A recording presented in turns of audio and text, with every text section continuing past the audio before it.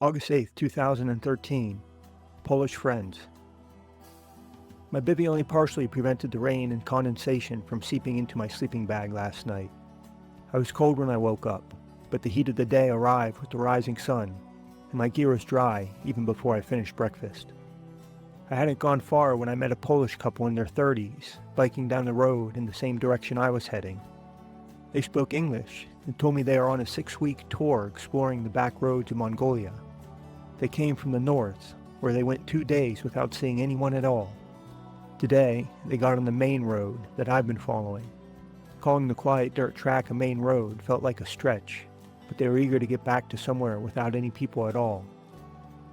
While we stood in the road chatting, 2 more cyclists arrived from the other direction. A British couple in their 40s, just a week into their tour from Ulaanbaatar to Thailand. They asked me about the hills ahead, and when I described the mountain they'll be climbing today, a dreary expression fell across their faces. I wondered what they were expecting. The world is covered in hills. I suggested they might like biking in Russia. The Polish couple and I stayed together into the afternoon before parting ways.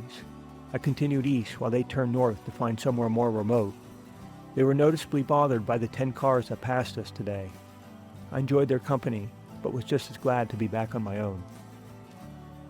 Despite the harsh and desolate nature of Mongolia, the land itself has a gentle quality. The mountains roll like waves without cliffs or sharp edges. The valleys are spacious and flat, with shallow, meandering rivers. There's nothing tall or deep. This is why I was so surprised to arrive on the lip of a canyon, 200 feet across, with 70-foot cliffs dropping to a slope of broken stone in a large, fast-flowing river. I had discovered the Chilute River Gorge, cutting through the earth like a wound in the otherwise unmarred land. I was just as surprised when the gorge disappeared. In only 4 miles, I reached the place where the water flowed on top of the land. The road crossed the river there, over a narrow bridge.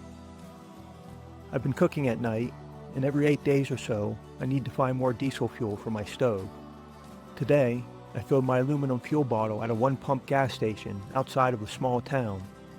I didn't notice the lid wasn't sealed when I put the bottle back in my pannier. Most of the fuel leaked out, saturating the towel given to me at the Russian gas station and contaminating some of my drinking water. I was set up to camp high on a hill when I discovered my mistake.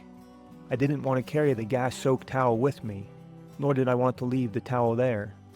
I placed the wet fabric in a pile on the ground and got out my lighter. I ignited the gasoline fumes just as the stars were coming out. A small fireball engulfed the towel, then quickly grew much bigger and brighter than I expected, flaring up higher than my waist and lasting a full minute before exhausting the fuel. I wondered if I'd drawn anyone's attention to investigate.